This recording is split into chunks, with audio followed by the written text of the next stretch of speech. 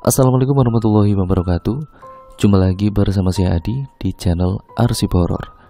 Dan pada video kali ini saya akan kembali lagi membacakan suatu kisah misteri. Kali ini berjudul masih tetap sama, yaitu kematian mengerikan karena praktek pesugihan. Memasuki part yang kedua sekaligus menjadi part terakhir dari keseluruhan alur ceritanya. Yuk, daripada kita lama-lama, daripada kita penasaran bagaimana kisahnya, mari kita langsung saja menuju ke ceritanya. Perhatikan baik-baik karena ceritanya akan saya mulai.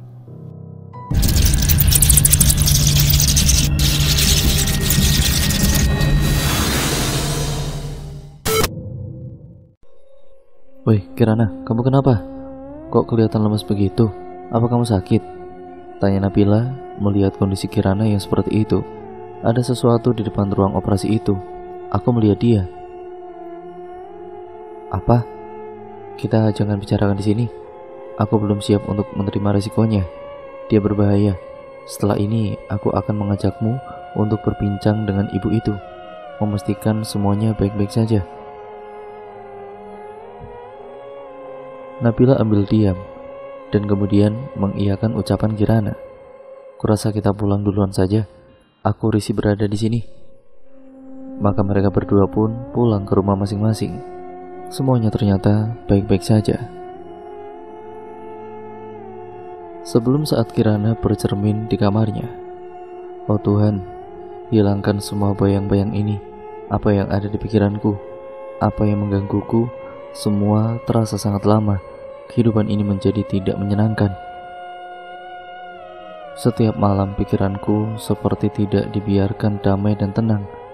Selalu muncul puluhan pertanyaan yang berkecamuk di kepalaku. Pada waktu yang sama, ketika Kirana berada di kamar, tepatnya di depan cermin yang ukurannya tidak terlalu besar itu, makhluk yang ia takuti hadir lebih nyata. Makhluk itu menyeringai.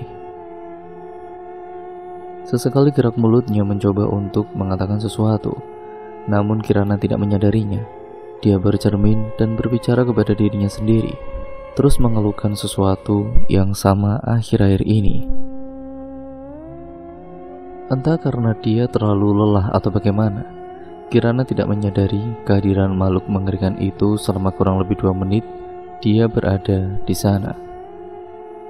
Kirana menengokkan kepala dan melihat sosok bertubuh tinggi besar itu. Refleks dia terjatuh karena kaget. Kirana tercekik dan juga benar-benar disentuh olehnya. Lehernya seperti mengecil, wajah Kirana membiru, sampai akhirnya darah keluar dari mulutnya. Setelah Kirana memuntahkan darah, sosok bertubuh tinggi besar berwarna hitam yang telah menyakiti dirinya tiba-tiba menyeringai lebar. Kirana bisa melihat gigi kuningnya yang berlendir dan bau. Kirana tidak bisa berbicara sedikit pun, hanya bisa menjerit kesakitan dari dalam hati. Dan situasi ini tidak dilihat oleh seorang pun yang tinggal di rumah itu. Suara teriakan Kirana akhirnya didengar oleh keluarganya. Ayuni keluar dari kamar dan menghampiri putrinya. Dia terkejut ketika melihat Kirana dalam kondisi tidak sadarkan diri. Dan parahnya, mulut Kirana menganga dan berwarna biru. Darah yang keluar perlahan dari mulut Kirana membuat Ayuni histeris dan semakin panik. Suara tulang Kirana tiba-tiba berbunyi. Kirana menutup mulutnya. Ayuni kemudian mengembuskan napas lega. "Kamu kenapa, nak?" tanyanya. "Sakit, Bu. Apa yang terjadi padamu?" "Entahlah, Bu. Aku rasa aku butuh istirahat. Untuk saat ini benar-benar sulit bagiku menjelaskan apa yang terjadi, Bu." Ayuni meninggalkan Kirana sendiri. Tidak lama kemudian Dimas datang. "Apa yang dilakukannya, Kirana? Kamu baik-baik saja kan? Kenapa Bapak bertanya seperti itu?" "Bagaimana Bapak tahu kalau aku diserang sesuatu? Aku tidak pernah bercerita semenjak Ibu menolongku tadi, apalagi kepada Bapak," kata Kirana sedikit keheranan dengan pertanyaan Damas. "Sebenarnya Bapak melihat sesuatu itu tadi. Kamu harus berhati-hati. Tidak bisa dipungkiri lagi bahwa memang ada yang tidak beres di rumah ini. Harusnya Bapak mengetahuinya dari dulu. Kalau terus dibiarkan, bisa mencelakai lebih banyak orang." Bapak tahu apa makhluk itu? Dia adalah Wong Pring. Begitulah warga desa Kayu Jati menyebutnya. Wujudnya seperti bambu panjang tapi membentuk tubuh manusia. Punya tangan, punya mata, punya hidup. Layaknya manusia biasa. Tubuhnya hitam, semua orang takut dengan makhluk itu. Biasanya kalau malam ada beberapa yang bercerita kalau Wong Pring suka duduk di teras rumah seseorang.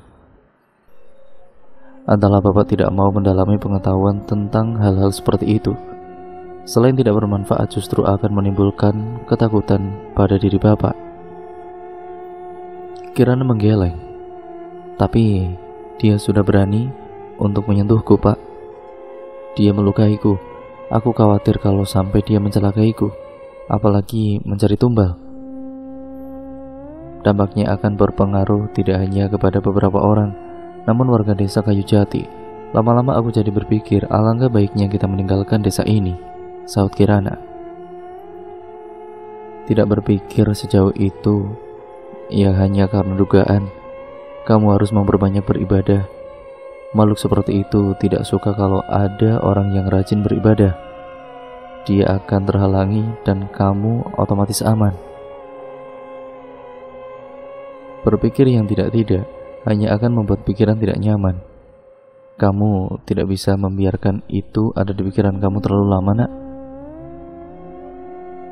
Aku tetap akan mencari solusi untuk ini, Pak. Kamu istirahat saja. Bapak buatkan teh hangat ya. Tunggu di sini. Jangan takut, Bapak segera kembali lagi. Di sisi lain, Nabila berada di kamar mandi, hendak cuci muka. Tepat di saat dia mencuci mukanya, di depan cermin terlihat sebuah siluet manusia tinggi kurus. Siluet itu berada di belakang Nabila. Berpikir positif, Nabila memutuskan untuk mengabaikan hal tersebut. Namun beberapa waktu kemudian siluet itu kian membesar. Ada sesuatu menggeragai tubuh Nabila. Dia sungguh ketakutan, tubuhnya gemetaran, napasnya tercekat. Biar! Bunyi cermin pecah. Serpihan kaca-kaca dari cermin tersebut melukai mata Nabila.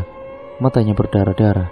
Dia mengerang kesakitan, tulang tangannya seperti dipatahkan. Wajah Nabila membiru, sementara sekujur tubuhnya berlumuran darah. Tidak lama setelah itu, Wong Pring datang secara nyata di atas tubuh Nabila, duduk di perutnya dan menekan perut Nabila.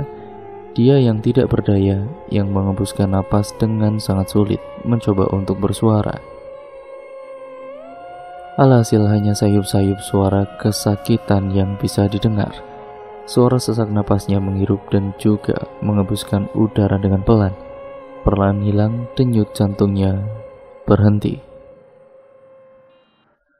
Kini Nabila benar-benar tidak hidup lagi. Kematian Nabila belum diketahui siapapun semenjak terjadi. Tepatnya di sebuah kamar mandi, sampai akhirnya ibunya datang ke rumah dan duduk di ruang keluarga sambil menonton televisi. Pada mulanya, tidak ada kecurigaan sama sekali kalau Nabila berlama-lama di kamar mandi hingga 25 menit berlalu. Ibunya memutuskan untuk mendobrak pintu kamar mandi. Ia memanggil ambulan dan bergegas menuju rumah sakit. Namun dokter yang akan menangani Nabila berkata bahwa Nabila sudah tidak ada lagi di dunia ini. Nabila telah meninggal dunia. Refleks karena terkejut, putri semata wayangnya telah pergi meninggalkannya. Ibunya Nabila jatuh pingsan di lokasi. Keesokan harinya, Kirana mendapat kabar tentang kematian Nabila. Dia syok bukan main, keringat dingin bercucuran di tubuhnya. Padahal pada saat itu, Kirana usai sarapan pagi, seluruh anggota keluarga Kirana pun juga tahu. Otomatis banyak yang berdatangan menjenguk Nabila. Suster membuka pintu ruangan, sebuah jasad keluar dari ruangan itu dan disambut duka oleh semua orang. Banyak di antara mereka yang berada di sana menangis terseduh-seduh, terutama keluarga Nabila. Bu, saya minta izin untuk mengurus keperluan pemakaman jenazah di rumah duka. Kalau sudah selesai, kabar akan menyusul, kata salah seorang warga desa Kayu Jati. Terima kasih banyak, Pak. Saya tunggu kabar dari Bapak. Hawa dingin sangat terasa menusuk pori-pori kulit. Walau di dalam keramaian, rasa dinginnya udara pagi itu tidak bisa dibohongi lagi.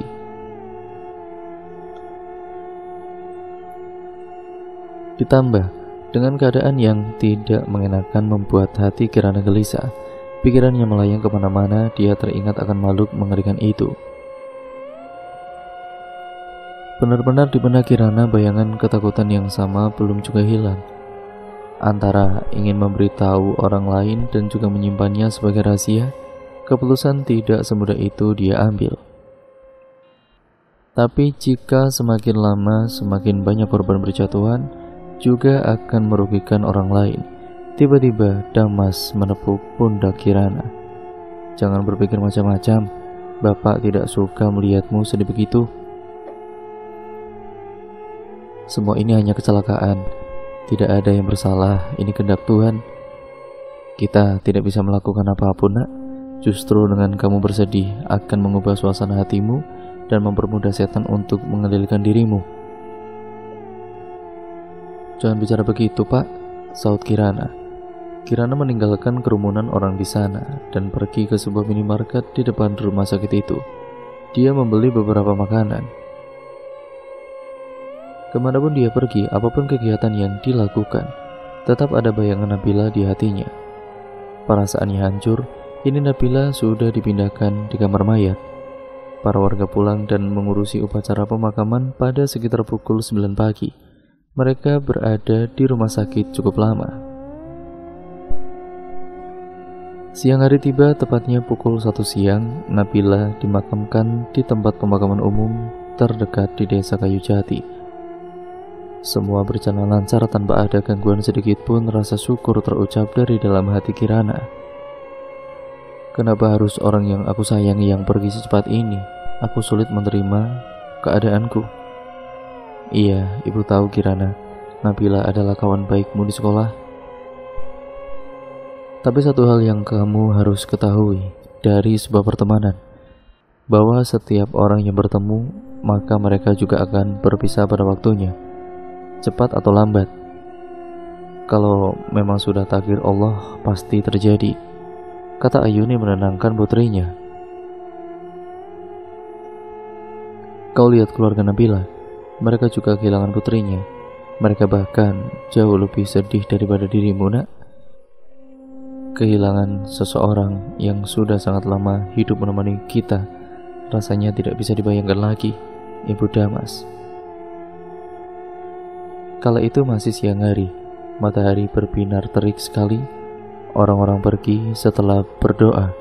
Kirana menghampiri makam Nabila dan mendoakan Nabila agar diterima di sisi Allah SWT. Malam pun tiba, Sekar Mirah melihat seorang pria melakukan ritual di dekat sebuah pohon bambu. Di tangan pria itu ada pring petuk. Sekar Mirah nekat untuk menghampiri pria itu. Apa yang kau lakukan? Tindakan bodohmu ini hanya akan membawamu kepada sebuah kesengsaraan. Makhluk itu semakin kuat. Dia akan mencelakaimu jika kau melanggar perjanjian dengannya sedikit saja. Jangan coba-coba untuk menghalangiku. Kau tidak tahu apa-apa. Kau gila, teriak pria tersebut. Sekar Mirah menggenggam erat tangan pria itu, namun dia justru terpental dan terhantam sebuah bambu, kepalanya berdarah.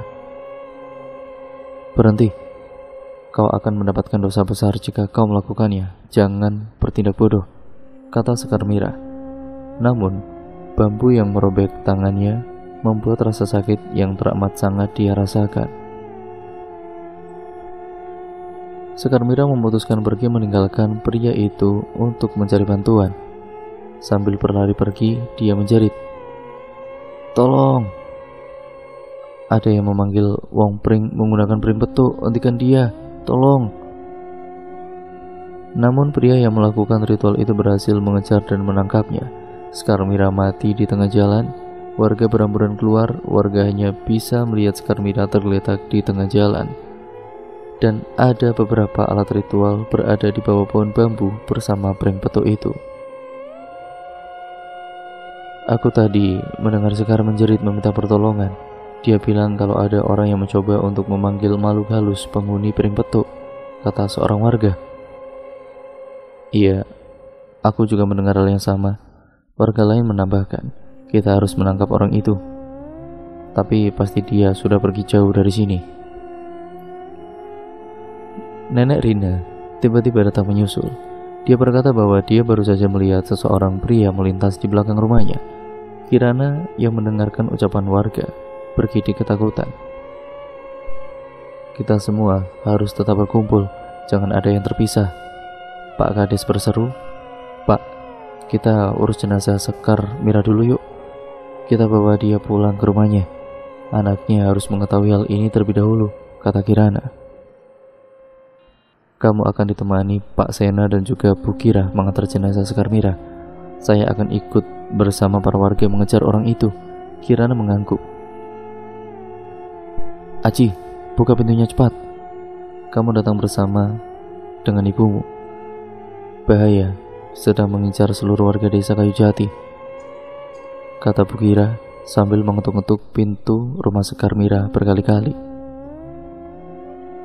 Bu, kita beri waktu dulu untuk Aji. Dia tidak tahu apa-apa. Kemudian pintu pun dibukakanlah pintu rumah itu. Aji yang baru saja keluar terlihat kelelahan, sepertinya dia terbangun dari tidur. Dengan mata yang masih lengket, dia menyambut Bu Kira, Pak Sena, dan Kirana untuk masuk bersama jenazah ibunya. Ada apa ini? Apa yang terjadi kepada ibuku? Apa kalian melukainya? Aku tahu kalian tidak menyukai ibuku dari dulu, setelah apa yang dilakukannya, tapi tidak begini caranya. Aji, tenanglah. Akan kujelaskan semua yang terjadi, tapi kau harus berjanji kepadaku untuk tidak berteriak lagi. Situasinya sangat berbahaya bagi kita semua, kata Kirana. Aji pun terdiam, memberikan isyarat kepada Kirana agar memulai penjelasan. Kami warga desa Kayu Jati menemukan ibumu tergeletak di tengah jalan.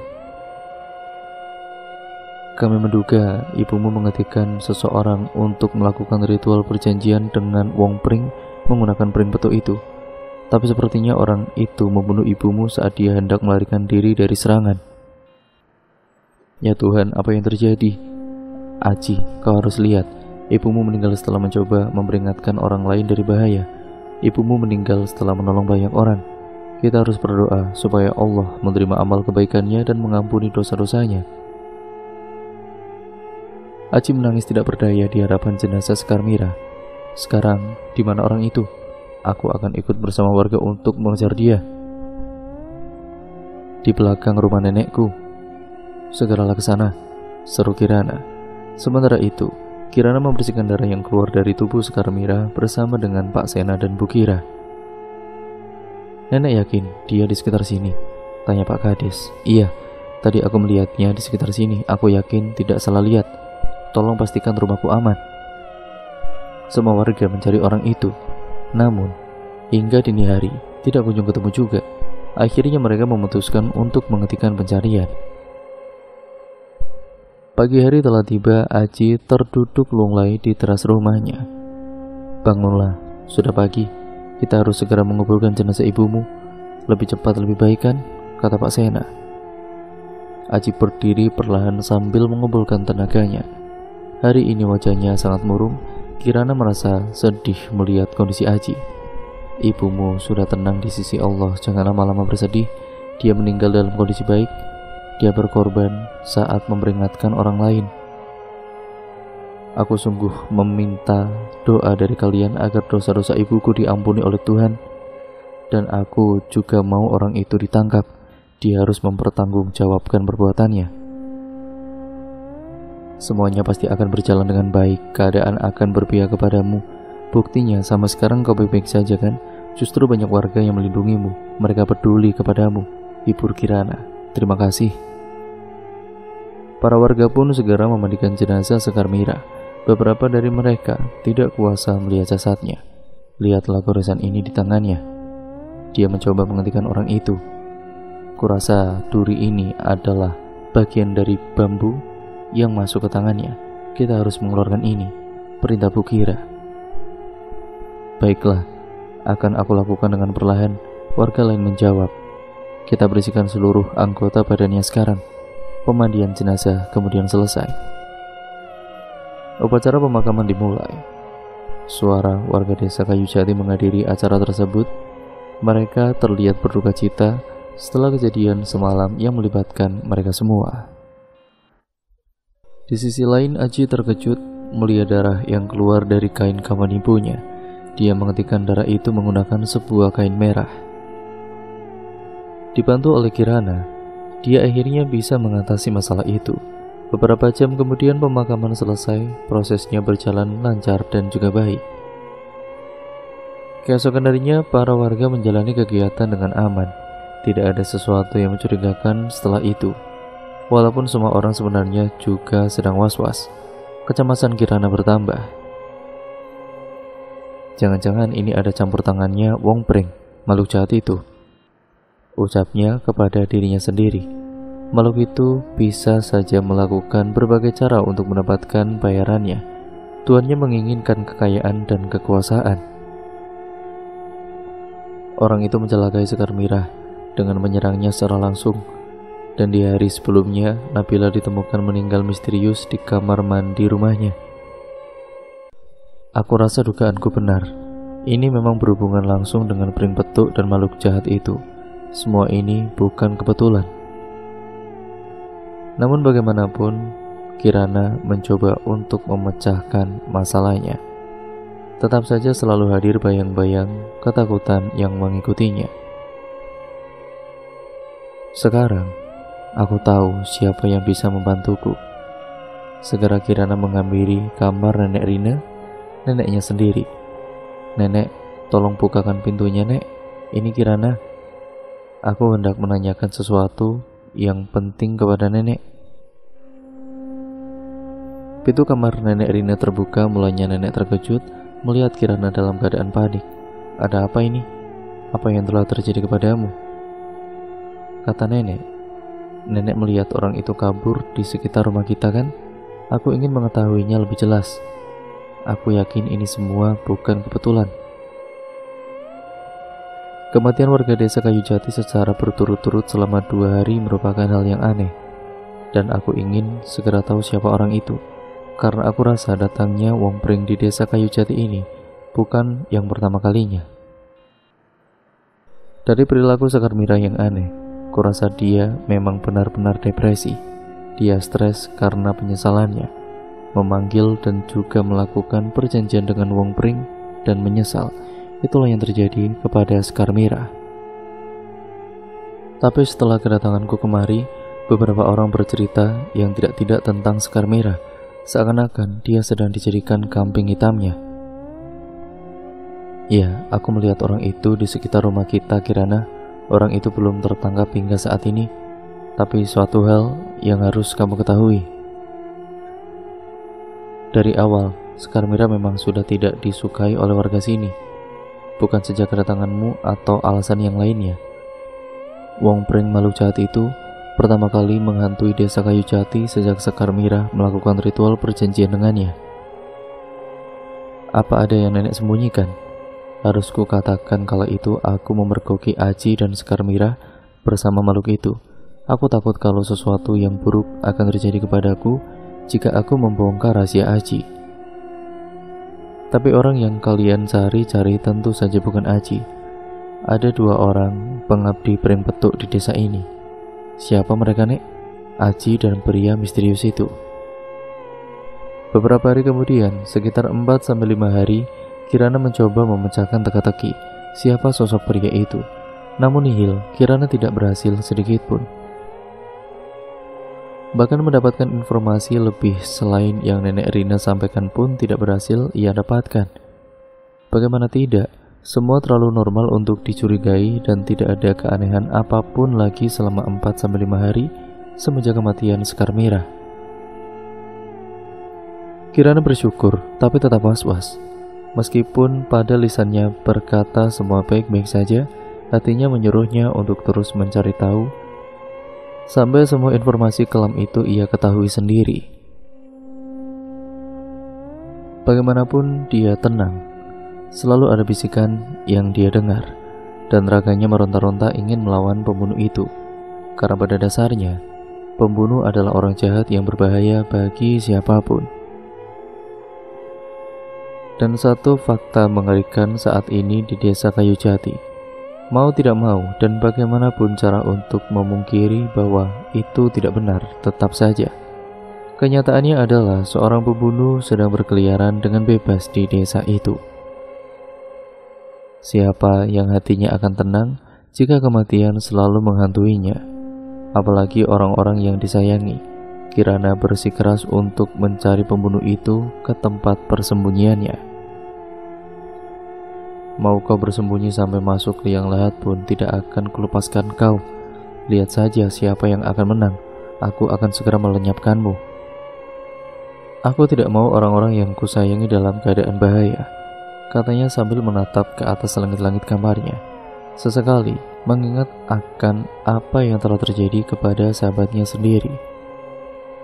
Beberapa saat kemudian, sebuah bayangan besar muncul dari balik pintu kamar Kirana. Pada saat itu Kirana sudah tertidur pulas. Kirana memeluk gulingnya sambil tidur menyamping. Karena suasana yang sunyi, bayangan itu semakin membesar dan juga mendekati cahaya lampu yang terletak di luar kamar Kirana. Tiba-tiba Gali terbangun. Dia menangis sangat kencang. Ayuni dan Damas lalu terbangun. "Gali, kenapa mas?" tanya Ayuni. Tidak tahu dia menangis tiba-tiba, padahal tidak ada apa-apa. Mungkin dia haus. Aku akan membuatkan susu formula di dapur. Kamu diamkan dia dulu. Jangan lama-lama mas, aku takut. Orang jahat itu masih berkeliaran di sini. Aku khawatir jika terjadi apa-apa kepadamu. Kalau sudah selesai, langsung ke sini. Jangan kemana-mana lagi ya. Iya, aku akan berhati-hati kok. Jangan berlebihan seperti itu. Sesamanya Damas di dapur, sebuah bayangan hitam besar kembali muncul. Bayangan itu mendekatinya. Bayangan besar tinggi kurus yang semakin lama semakin jelas. Damas tidak melihat bayangan itu. Dia sibuk membuatkan susu formula untuk bayinya. "Bapak sedang apa? Kok malam-malam ada di dapur?" "Kali tidak bangun kan?" tanya Kirana tiba-tiba, membuat Damas tersontak kaget dan hampir menumpahkan susu tersebut. "Kamu tidak lihat apa yang Bapak lakukan? Lagi pula kenapa kamu belum tidur juga? Kan ini sudah malam. Kalau kamu mengantuk besok jangan mengeluh kepada siapapun." "Ya maaf Pak, biar aku bantu menenangkan Gali dahulu." "Tidak perlu, Kirana. Bapak akan ke sana setelah ini." "Ya kali sudah diurus ibumu. Kamu jangan sok tahu," kata Damas dengan kesal. "Bapak kenapa? Kalau ada masalah cerita dong. Jangan disembunyikan seperti itu." Kirana yakin Bapak sedang ada apa-apa kan? Kenapa sikap Bapak berubah kepada Kirana? "Maaf, Bapak capek. Lebih baik kamu lakukan apa yang ingin kamu lakukan dengan pergi dari sini. Lalu kembalilah ke kamar dan juga tidur. Jangan mengada-ngada cerita yang tidak masuk akal. Bapak tidak menyukainya." "Pak, adikmu sedang menangis Kirana, mengertilah." "Loh, apa ini? Apa yang sebenarnya terjadi kepada Bapak? Ada apa dengan sikapnya?" kata Kirana setelah Damas sedikit menjauh dari dapur. Keesokan paginya, ketika angin berhembus pelan dan matahari bersinar terik menembus celah-celah ventilasi rumah, Kirana baru terbangun dari tidurnya, tidur yang penuh dengan kegelisahan. Dia masih keheranan dengan sikap Damas, yaitu bapaknya yang kemarin itu. Kirana merasa ada sesuatu hal yang tidak baik terjadi kepada keluarganya. Walaupun memang masalahnya sedikit sepele, namun tidak biasanya Damas bersikap seperti itu menurut sepengetahuannya. Kemudian dia pergi untuk mandi dan berangkat ke sekolah. Sebelum tepat pukul 6:30 pagi, kebetulan Kirana masih sempat untuk bertemu ibunya dan bersalaman walaupun hampir saja lupa. Dia mencium tangan Ayuni sambil berpamitan. "Ibu, pulang sekolah nanti aku akan bicara kepada ibu. Aku pergi dulu ya bu." Sampailah Kirana di sekolahnya, satu hal tiba-tiba muncul di kepalanya. Dia teringat sesuatu. Pertemuan dengan Sekar Mirah saat baru pertama kali tinggal di desa Kayu Jati membuat dia memikirkan banyak pertanyaan. Pertanyaan yang muncul dengan sendirinya bagaikan semut yang mengerubungi gula, yaitu rambut Sekar Mirah yang terlihat seperti habis dipotong menggunakan pisau. Pertemuan itu sebenarnya bukan yang pertama kalinya sejak ia berada di Kayu Jati. Namun Kirana ingat betul bahwa Sekar Mirah saat itu tampak bagai perempuan yang habis disakiti. Satu-satunya orang yang pantas dicurigai adalah Aji. Jangan-jangan dia yang memotong rambut ibunya menggunakan pisau. Ritual perjanjian dengan Wong Pring itu pasti ada hubungannya dengan potongan rambut Sekar Mirah. Aku yakin dengan aku menyekap Aji malam ini, aku akan tahu semuanya. Pintu kelas terbuka, seorang guru masuk, sepertinya dia guru baru. Dia menggunakan sebuah jas hitam berkacamata, cantik, dan terlihat berkarisma. Baiklah anak-anak, khusus hari ini kita akan mempelajari tentang ilmu kesastraan. Kita mulai dari sekarang sampai 2 jam ke depan. Ibu harap kalian bisa memperhatikan penjelasan ibu dan tidak mengobrol dengan teman sebangku kalian. Kasihan murid lain yang mau mendengarkan. Jangan sampai kalian mengganggu kegiatan KBM pada kali ini, kata Bu Suci, guru kesastraan baru di sekolah itu. Tidak mau memperkenalkan diri dulu, Bu? Tanya Alan, murid laki-laki yang duduk di bangku paling ujung. Maaf, Ibu tidak bisa mendengarmu. Bisa lebih keras bicaranya? Apa Ibu tidak mau memperkenalkan diri terlebih dahulu kepada kita? Oh iya, Ibu lupa. Nama Ibu Suciela Indriani Mariato. Ibu tinggal di desa Kayu Jati. Pasti banyak dari kalian yang berasal dari sana kan? Ngomong-ngomong, Ibu baru saja pindah ke sana. Pada hari itu, Kirana terus murung. Pikirannya kacau tidak karuan. Bahkan ia mendapat hukuman dari guru, ya karena dia tidak mendengarkan penjelasan guru. Kirana melamun sepanjang pelajaran berlangsung. Di sisi lain, seseorang melakukan ritual di rumah Kirana. Orang itu berjaket hitam dan bertopeng. Dia meletakkan piring petuk di hadapannya sambil merapal mantra. Bunga mawar merah dan juga mawar putih yang terletak di mangkuk kecilnya terlihat masih segar. Beberapa saat kemudian, Wong Pring datang. Makhluk itu seperti menyedot sesuatu yang tidak terlihat. Sore pun tiba. Kirana akhirnya pulang kembali ke rumah. Dia membuka pintu, tapi tiba-tiba dia mencium bau dupa yang tidak terlalu menyengat. Kirana mencari asal bau itu. Dia memasuki satu persatu ruangan, tapi tidak ketemu juga. Hingga ia bertemu dengan sebuah gudang kecil di ujung rumah yang tertutup semak-semak belukar. Karena rasa penasarannya yang begitu besar, Kirana bersikeras untuk tetap menghampiri bau itu. Dan ya, baunya memang semakin menyengat ketika Kirana sampai di sana. Sekarang Kirana bisa merasakan bau amis darah dari luar gudang itu. Dengan perasaan yang berdebar-debar, Kirana membuka pintu gudang sambil berdoa. Ia ketakutan. Alangkah terkejutnya dia ketika melihat Damas, bapaknya sendiri, melakukan ritual itu. Sontak Kirana berteriak kepada Damas, "Apa yang Bapak lakukan?" Dengan cepat, Damas ini membungkam mulut Kirana sampai Kirana jatuh pingsan. Damas menelepon Aji, anak dari Sekar Mirah yang sudah bekerja sama dengan dia. Damas memerintahkan Aji untuk segera datang ke tempat itu. Habis sudah, putriku melihat aku melakukan ritual perjanjian itu. Sepertinya dia sudah mencurigaiku sejak kemarin. Kupikir dia tidak akan tahu dengan tempat ini. Karena seperti yang kau ketahui, gudang ini tertutup semak-semak dan hampir tidak terlihat sama sekali. Maka dari itu aku yakin semua akan berjalan lancar. Tapi sekarang bagaimana? Segeralah kemari. Atau akan ada orang lain yang mengetahui hal ini. Sekitar 5 menit kemudian, akhirnya Aji datang. Kita bawa dia keluar desa saja. Kita pakai mobilku sekarang. Damas dan Aji membawa pergi Kirana keluar desa Kayu Jati. Mereka kebingungan apa yang harus mereka lakukan dengan Kirana supaya rahasia mereka tidak terbongkar. Apa yang harus kita lakukan? Ya kau racuni saja dia, cepat, kata Aji. Apa kau sudah gila? Dia itu putriku. Kita harus mencari jalan keluar lain untuk masalah ini. Aku tidak mau putriku kenapa-napa. Ya kalau kau tetap tidak mau meracuninya, maka kita akan dilaporkan ke polisi oleh putrimu sendiri, dan kita akan menjadi tahanan di sana. Damas dan juga Aji terus berdebat hingga perjalanan semakin jauh. Akhirnya Kirana pun terbangun dari pingsannya, tapi dia berpura-pura pingsan supaya aman. Perasaannya hancur. Seseorang yang selama ini ia percayai telah mengkhianati kepercayaan yang dia berikan. 1 jam perjalanan, Damas dan juga Aji berhenti di sebuah rumah tua yang sepi. Mereka berdua turun dari mobil dan mencari tempat aman untuk menyembunyikan Kirana. Ibu, bisakah ibu kemari?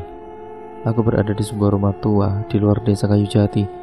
Bapak membawaku ke sini. Aku takut, Bu, jika sesuatu yang buruk terjadi kepadaku di sini, ucap Kirana menelepon ibunya sambil berbisik di dalam mobil. Kau ini bicara apa? Lagi pula kenapa bapak membawamu ke tempat seperti itu? Ibu tidak suka kamu mengarang cerita. Nanti Kirana ceritakan semuanya setelah ibu sampai di sini. Yang penting sekarang ibu ke sini dan tolong Kirana. Kirana takut, Bu. Kirana merasa dalam bahaya di sini. Apa ciri-ciri tempat itu? Ada sebuah pohon yang sangat besar sebelum rumah ini. Aku yakin pohonnya akan terlihat walau dari kejauhan. Cepatlah, Bu, ucap Kirana berbisik, sambil sesekali mengusap air mata yang membasahi pipinya. Tenang, ibu tahu tempat itu. Kamu jangan berbisik. Jangan berisik juga. Semua akan baik-baik saja. Apa ada orang lain selain bapak di sana? Ada, Bu. Aji juga di sini. Tapi Kirana yakin niat mereka jahat. Kirana benar-benar tidak menyangka bapak melakukan ini semua. Bibir Kirana gemetar. Tubuhnya menggigil dan mengeluarkan banyak sekali keringat. Ya Tuhan, kamu jangan khawatir. Ibu akan segera sampai di situ. Di sisi lain, Ayuni sedang melakukan perjalanannya. Di sepanjang jalan, rasa cemasnya semakin menjadi-jadi. Hatinya kacau. Semua bagai hancur tanpa tahu penyebabnya. Kirana melihat sebuah bayangan mobil tanpa senter dari belakang. Dia yakin itu ibunya, dan ternyata iya, memang itu adalah Ayuni, ibunya. Ayuni menghentikan mobil yang dia pinjam dari tetangganya dari jarak jauh dan menghampiri Kirana yang terjebak di dalam mobil milik Damas. Apa yang terjadi? Ucapnya sambil berbisik. Bapak melakukan ritual perjanjian dengan makhluk gaib, Bu. Dia melakukan pesugihan, dan sekarang dia akan mencelakaiku dengan bantuan Aji supaya tidak lebih banyak orang yang tahu tentang rahasia mereka. Sudah tidak waras dia. Kemari, ikut ibu. Kirana turun pelan-pelan dari mobil dan tidak bersuara. Ayuni memegang erat tangan Kirana sambil menuntunnya ke dalam mobil. Namun hal itu dilihat oleh Damas dan kemudian si Aji. Berhenti, atau kalian berdua akan celaka, teriak Aji. Refleks Ayuni dan juga Kirana berhenti di tempat.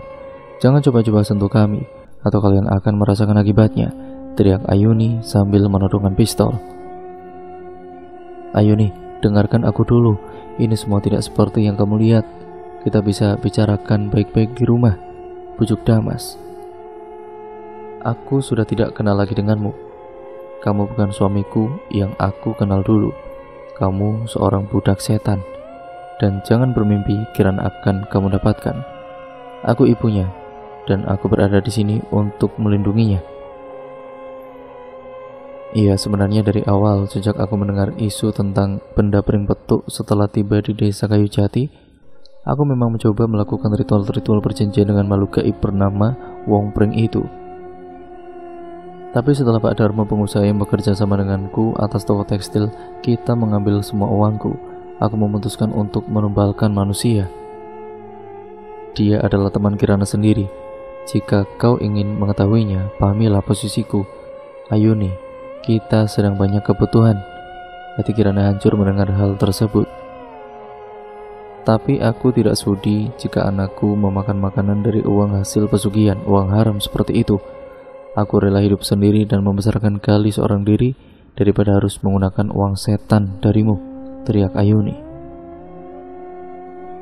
Kita sudah melewati masa-masa sulit kita akan menjadi lebih bahagia setelah memiliki harta yang cukup untuk keperluan kita sekeluarga. Pikirkan baik-baik masalah ini, jangan memaksakan dirimu untuk hal yang tidak akan mampu kamu lakukan, jawab Damas dengan wajah cemas. Aku yakin dengan sepenuh hati, lebih baik aku menghidupi anakku dengan uang halal. Jangan pernah kau mencoba lagi membujukku dengan uang-uangmu itu, Mas. Kau sudah mengotori isi perut seluruh keluarga kita. Tidak, Ayuni, tidak seperti itu. Aku terpaksa. Kau tahu situasinya kan? Pada saat itu, kita memang sedang sangat membutuhkan banyak biaya. Pahamilah posisiku. Aku tidak mau tahu. Kau bukan Damas yang aku kenal dulu. Kau sudah melakukan dosa besar yang sulit untuk diampuni oleh Tuhan. Tidak aku sangka-sangka. Kau bahkan mencoba untuk mencelakakan putri kandungmu sendiri, iya kan? Dalam gelap gulita dan hanya diterangi oleh cahaya senter mobil yang redup, Damas dan Ayuni bertengkar. Kirana hanya menonton sambil sesekali bersembunyi di balik tubuh Ayuni, melihat Aji yang ikut mengawasinya. Dor! Bunyi pistol ditembakkan. Sontak Damas dan Aji terkejut mendengarnya. Beberapa saat setelah itu, Kirana mulai merasakan ada sesuatu yang tidak beres dengan perilaku Aji. Dengar Ayuni, Pak Darmo menipuku. Dia membawa kabur uangku, semua uangku. Setelah dia berpura-pura menyetujui kerja sama kami, dia memalsukan bukti-bukti jabatannya sebagai pengusaha yang sukses. Sebenarnya Pak Darmo hanya seorang karyawan pabrik biasa, dan aku merasa sangat tertipu. Aku tidak terima pada waktu itu, Damas menjelaskan. Ya, aku paham. Kau pikir aku sebodoh apa, tapi caramu untuk keluar dari masalahmu adalah salah. Mau bagaimanapun juga, perbuatan syirik bersekutu dengan setan tidak bisa dibenarkan. Jangan mendekat, teriak Kirana kepada Aji. Aji mundur perlahan, berusaha mencari saat yang tepat untuk memulai aksinya, sebab bisa disembunyikan dari balik tangannya. Aji mengamati gerak-gerik mata Kirana dan ibunya. Dia melarikan diri ke semak-semak dan bersembunyi. Ayuni menyadari hal itu. Dia memegang erat Kirana, berusaha melindunginya dari serangan Aji. Ayuni menggenggam erat pistol yang dia bawa dan menembak mobil Damas. Seketika mobil itu mengalami kebocoran. Apa yang kau lakukan, Ayuni? Itu satu-satunya mobil yang kita miliki, seru Damas. Sempat kau memikirkan harta, kau sendiri bahkan hampir mencelakai Kirana, anakmu sendiri.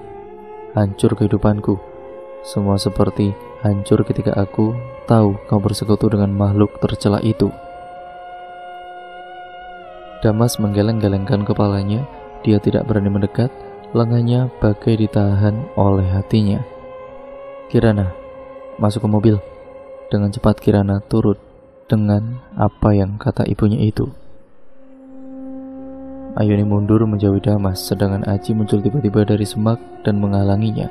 Namun Aji gagal. Ikuti mereka berdua sekarang juga, seru Damas kepada Aji. Tentu saja, Aji pun segera masuk ke dalam mobil dan mereka mengejar Ayuni yang sedang bersama dengan putrinya. Di perjalanan, dua mobil itu saling mendahului satu sama lain. Hingga beberapa meter setelah mereka melewati sebuah gedung besar, mobil milik Damas mengalami kecelakaan. Mobil itu menghantam sebuah pohon besar. Damas dan Aji terluka cukup parah karena kecelakaan itu, sementara Ayuni dan Kirana terus melaju tanpa peduli keadaan mereka berdua. Di mana kita akan menyelamatkan diri, Bu? Aku takut sekali, Bu.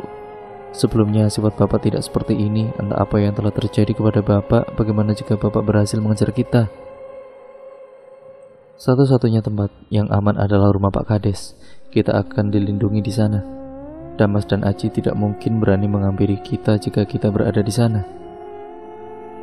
Ibu benar, kita akan aman di sana. Bergegaslah, Bu, tolong. Sampai akhirnya mereka tiba di rumah Pak Kades. Ayuni berbicara kepada Pak Kades bahwa nyawanya dan juga Kirana sedang dalam bahaya. Damas dan juga Aji akan mencelakai mereka jika mereka berdua tahu di mana tempatnya bersembunyi. Bagaimana ini bisa terjadi? Tenanglah dulu, Pak Kades. Pria misterius yang membunuh Sekar Mira adalah Bapak. Aku melihatnya melakukan ritual itu di gudang dekat rumah, jawab Kirana. Ya benar Pak, tolonglah kami. Saya akan membunyikan kentongan desa. Para warga akan melindungi kalian berdua. Jangan khawatir dan tetap berada di sini. Di sisi lain, Damas dan juga Aji tiba di desa Kayu Jati. Mereka sudah menduga bahwa Ayuni akan mencari perlindungan yang paling aman, yaitu Pak Kades. Mereka pun bergegas menuju rumah Pak Kades. Sesamanya Damas dan Aji di sana. Diam atau kami akan membunuh Anda. Ikut bersama kami sekarang juga, teriak Aji. Pada saat itu Pak Kades tidak membawa senjata apapun. Pak Kades memberi perlawanan kepada mereka berdua menggunakan tangan kosong sementara pertengkaran terjadi. Damas masuk dan juga menusuk Pak Kades hingga berlumuran darah. Tidak berdaya lagi Pak Kades kala itu. Diseretlah dia ke sebuah kebun dan ditinggalkan di sana. Jasadnya dibiarkan tergeletak di kebun pada saat itu. Kurasa kita harus menangani anak dan istrimu sekarang juga, sebelum mereka berteriak kepada warga desa dan meminta pertolongan mereka. Damas mengangguk. Dia masuk ke rumah Pak Kades dan menemukan Ayuni dan Kirana yang berada di ruang tamu. Bagaimana kalian bisa berada di sini? Bentak Ayuni. Kami kemarin menggunakan sebuah motor. Kami membunuh seorang pengemudi di jalan setelah kecelakaan itu terjadi. Lagi pula, bagaimana cara kami ke sini tidak penting juga. Yang paling penting adalah kalian harus aku habisi sekarang juga, Aji berseru. Di mana pistolnya, Bu? Ah sial, pistolnya berada di mobil, kata Ayuni refleks. Aji mengangkat tangannya yang menggenggam sebuah pisau, sementara Kirana mencoba mencari senjata untuk melawan mereka. Damas yang melihat Kirana mencari-cari sesuatu dengan cepat menarik tangan Kirana. Jangan seperti itu Kirana, kau tidak bisa menyakiti bapakmu sendiri, kau tidak bisa menyakiti keluargamu sendiri. Tapi kau bisa kan? Kau bukan bapakku lagi. Damas melihat gunting tergeletak di meja pojok ruangan. Damas mengancam putrinya sendiri dengan gunting itu.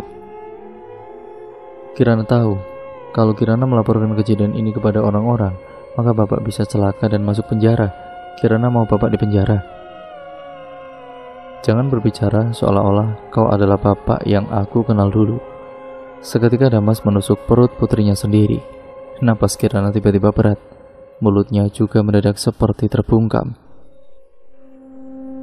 Dia hanya mengerang kesakitan dengan tusukan itu. Tapi Kirana mencoba untuk bertahan. Dia menyerang balik Damas dengan merebut gunting itu darinya. Darah bercucuran ke lantai. Damas tergeletak saat itu juga. Sementara Kirana mencari kain untuk menghentikan darah yang keluar, Ayuni menahan pisau yang dipegang oleh Aji. Dia tampak begitu beringas, sulit sekali rasanya bagi Ayuni untuk melawan serangannya. Berkali-kali berusaha untuk menahan tangan laki-laki itu, hingga akhirnya pisau terjatuh ke lantai. Terjadi perkelahian hebat di rumah itu. Ketika perhatian Aji dialihkan oleh Kirana, barulah Ayuni bergegas mengambil pisau itu dan menusuk punggung Aji hingga berlumuran banyak darah. Jeritan kesakitan disertai suara burung gagak terdengar bagi siapapun yang masuk ke dalam rumah itu. Suasana begitu mengerikan, bagai diselimuti oleh kabut hitam dan darah segar yang mengalir dari tubuh mereka. Sesaat kemudian, Wong Pring hadir dengan nyata dan merayap di pinggang Ayuni dari belakang usai Ayuni menusuk punggung Aji. Bunyi tulang belulang maluung itu terdengar cukup keras di telinganya hingga membuat Ayuni semakin ketakutan dan kemudian mengurungkan niatnya untuk melawan lebih. Antara takut dan juga rasa tanggung jawab kepada putrinya terus berputar-putar di pikiran Ayuni. Dengan rasa yakin yang masih ia miliki, Ayuni melafalkan sebuah doa, hingga tanpa disadari cengkeraman Wong Pring sedikit melemah secara perlahan. Hentikan Ayuni, atau aku akan membunuh putrimu sekarang juga, teriak Aji seolah merasa kesakitan dengan doa-doa yang diucapkan oleh Ayuni. Ibu, teruslah berdoa. Allah akan melindungi kita berdua. Ibu tidak usah takut. Hidup dan juga mati Kirana sudah diatur oleh Sang Pencipta, Bu. Apapun yang terjadi berdoalah Bu. Lawan makhluk itu, kita lebih mulia daripada dia, kata Kirana. Entah dari mana datangnya badai besar datang beserta angin kencang. Gemuruh petir menggelegar membuat tanah bergetar pelan. Ayuni menangis tidak kuasa menyaksikan situasi ini. Sambil melawan makhluk itu dan berdoa, Ayuni hanya mengandalkan keimanannya saja. Kamu tidak akan menyelesaikan apapun dengan membunuhku, Aji. Aku kira kamu adalah orang yang baik, tapi rupanya kamu lebih hina daripada seorang pembunuh. Semoga Allah mengampuni dosamu. Dengan kondisi perutnya yang masih berdarah-darah, Kirana mengumpulkan seluruh tenaganya untuk melawan serangan itu. Aji yang berusaha menyakiti Kirana gagal berkali-kali. Kirana berhasil berdiri dan mengangkat sebuah meja kaca. Meja itu dipukulkan ke kepala Aji hingga ia sekarat. Suara hembusan napasnya yang keras berusaha untuk tetap sadar.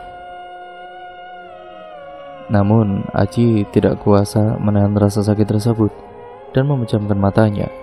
Badai masih berlangsung, keadaan sangat kacau, tetapi akhirnya Ayuni mampu melawan Wong Pring dan mengusirnya dari rumah Pak Kades. Apa yang baru saja kamu lakukan, Kirana? Kamu tidak seharusnya membunuh orang itu, teriak Ayuni. Kirana menggeleng-gelengkan kepalanya sambil menangis. Tangannya gemetaran berlumuran darah serta bapak kandungnya sendiri tergeletak tidak berdaya di hadapannya, membuat hati Kirana hancur berkeping-keping. Kita cek denyut nadinya, Bu. Dia belum mati, ucap Kirana lirih dengan air mata yang masih membasahi pipinya. Iya, kita akan mengecek, siapa tahu dia masih hidup. Ambil kain untuk menghentikan darah di kepalanya. Tidak ada apapun di sini, tidak ada kain di ruangan ini. Aku tidak akan lancang memasuki ruangan itu, Bu. Sobek saja lengan panjangmu. Setelah darah Aji berhenti, dia membuka matanya perlahan. Kirana dan Ayuni lega, karena bagaimanapun juga mereka berdua tidak mau menjadi seorang pembunuh. Bapak bagaimana? Tanya Ayuni. Bapak sudah tidak ada, teriak Kirana sambil menangis terseduh-seduh. Seorang warga kemudian datang ke rumah Pak Kades. Dia adalah Bu Kira. Alangkah terkejutnya Bu Kira melihat banyak darah di ruang tamu itu. Bu Kira, tolong Aji sekarang juga, telepon ambulan. Baik Nyonya. Bu Kira berlari ke rumahnya dan memberitahu suaminya untuk turut membantu. Dia juga tidak lupa menelepon ambulan karena kondisi pada saat itu benar-benar darurat dan keos sekali. Bu Kira tidak memikirkan apapun selain keselamatan orang-orang yang berada di sana. Hingga tiba di rumah sakit, Kirana langsung ditangani oleh para dokter di ruang ICU. Sementara Aji dibawa ke kamar mayat karena meninggal saat di perjalanan. Jenazahnya disandingkan dengan jenazah Damas. Ibu tidak usah khawatir, luka ibu bisa disembuhkan dengan baik. Hanya menunggu waktu, luka akan segera kering, kata dokter seperti itu. Bagaimana keadaan anak saya, Dok? Operasi sedang berjalan. Karena kondisi yang darurat, kami sampai tidak sempat untuk meminta persetujuan ibu untuk mengoperasi Kirana. Semoga saja ibu tidak keberatan dengan keputusan kami ini. Ya, tentu saja, Dok. Lakukan apapun yang terbaik supaya putriku bisa diselamatkan. Keesokan harinya, bagaimana ini bisa terjadi? Tanya Bu Kira di pemakaman Damas dan juga Aji. Kirana memergoki Damas melakukan ritual perjanjian dengan Wong Pring, setan yang menghuni bambu itu. Hingga saya mendapat telepon dari Kirana, saya cek gudang yang ditutupi oleh semak-semak itu. Dan ternyata benar, saya bergegas ke lokasi dan meminjam mobil Bu Astrid. Pada saat itu saya membawa sebuah pistol untuk melindungi diri. Namun beruntung, kami bisa meloloskan diri dan meminta bantuan Pak Kades. Tapi Damas dan juga Aji mengetahui keberadaan saya dan Kirana. Di rumah Pak Kades lah mereka menyerang kami. Karena berusaha melindungi kami memberi perlawanan. Hingga seperti yang terjadi pada saat ini akhirnya. Saya bisa mengerti posisi Bu Ayuni, sahut Bu Kira sambil mengangguk-anggukkan kepalanya. Polisi sedang memeriksa TKP. Semoga semua baik-baik saja. Bu Ayuni akan dimintai keterangan setelah penguburan nanti. Tambahnya, di mana Pak Kades, Bu Kira? Ya Tuhan, saya baru menyadari bahwa Pak Kades tidak berada di sini. Tepat setelah penguburan selesai, polisi datang dan berbicara kepada para warga desa Kayu Jati. Kami menemukan jenazah ini di sebuah kebun sekitar rumah. Dimohon untuk orang yang terlibat dalam kejadian, kami minta keterangan di kantor.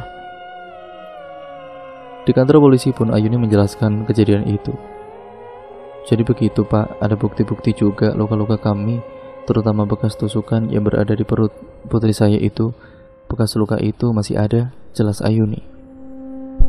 Kirana menunjukkan perutnya kepada polisi itu. Bukti di lokasi kejadian ada sebuah pisau gunting dan pistol di mobil. Benar kejadiannya seperti yang ibu katakan? Iya saya yakin Pak, saya bersumpah bahwa saya berkata jujur. Proses interogasi berlangsung cukup lama, namun akhirnya Ayuni bisa melewati semua itu dengan lancar. Ia pulang ke rumah bersama Kirana. Kondisi Kirana masih buruk.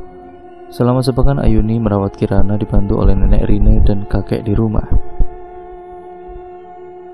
Kamu harus bisa mengikhlaskan semuanya Ayuni. Bersabarlah dan tetap jalani hidupmu dengan iman dan takwa kepada Allah, kata kakek. Tentu saja Pak. Ayuni akan belajar dari kejadian ini. Terima kasih juga sudah membantuku merawat Kirana selama sepekan ini. Sekarang kondisinya membaik dan sebentar lagi dia bisa kembali bersekolah. 2 tahun kemudian Ayuni memutuskan untuk pindah ke sebuah rumah besar di kota. Dia mengajak kakek dan juga nenek juga ke sana. Kehidupan mereka berjalan dengan normal. Bahkan Gali sudah bisa bermain sendiri dan berbicara dengan sangat lancar. Dia sudah besar. Kirana melanjutkan pendidikan ke sebuah universitas negeri di pusat kota. Bu, Kirana berangkat dulu ya. Oh iya, Gali sudah makan. Aku menyuapinya tadi. Nenek dan juga kakek juga sudah sarapan. Kirana sekarang sudah besar ya, sudah dewasa dan bisa menjaga keluarga. Ibu bangga sekali mempunyai putri sepertimu, Nak. Doa ibu akan selalu ada bersamamu di setiap hari kamu berangkat ke kampus. Yang semangat ya, dan tetap berbakti kepada keluarga, terutama ibu. Akan Kirana ingat selalu Bu, ibu berjuang menyelamatkan Kirana pada saat itu. Kirana akan belajar banyak dari situasi tersebut. Kirana mencium tangan Ayuni, kemudian menghampiri kakek dan nenek untuk berpamitan berangkat. Sesamanya di kampus, dia menyempatkan untuk menulis catatan di buku tipisnya yang selalu dia bawa sejak Damas tidak ada. Aku belajar banyak hal dari kejadian-kejadian di dalam hidupku. Bahwa segala sesuatu yang dikerjakan manusia akan membawa dampak yang sama dengan perbuatan yang mereka lakukan tersebut. Dan setan tidak pernah setia kepada siapapun. Sekalipun makhluk itu masih belum benar-benar diusir dan dikembalikan di tempatnya, tapi keimanan akan mendekatkan diri kita kepada Allah dan menjauhkan kita dari perilaku keji setan. Terima kasih ya Allah, Kau berikan nikmat yang banyak kepadaku sekeluarga, tulis Kirana. Dan cerita pun akhirnya selesai sampai di sini. Terima kasih untuk kalian semua yang sudah menyimak video kali ini dan cerita kali ini. Sampai berjumpa di video terbaru selanjutnya ya teman-teman. Wassalamualaikum warahmatullahi wabarakatuh.